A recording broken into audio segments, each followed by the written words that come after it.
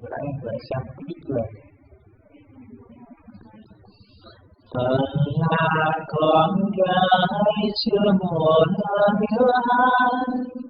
nhưng đây tương lai một thấy như không còn đường ai cảnh nhà em đơn bầy ăn chưa lớn chứ đôi lại con nhỏ nhỏ thầy mẹ thương em nhà tim người sáng lên nó thương em sẽ tới cho đời bao tiền đứa đôi tình duyên còn chưa yêu đến sợ người ta đã khóc xa lời quên chưa yêu một nào biết làm sao để trong tình yêu như thế nào sớm sâu nào bao nào đó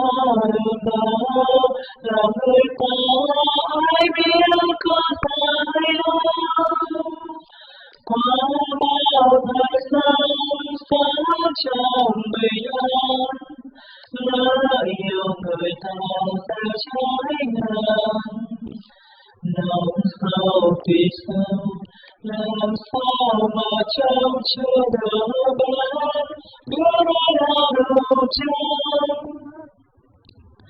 rồi người ta đến theo họ nói đến một ngày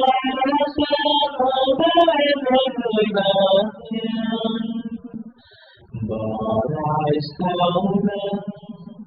bầy em ngơ ngác đi trong theo mái đường buồn thầy mẹ vui hơn ba em chẳng từng rơi rằng sao con yêu phải sống theo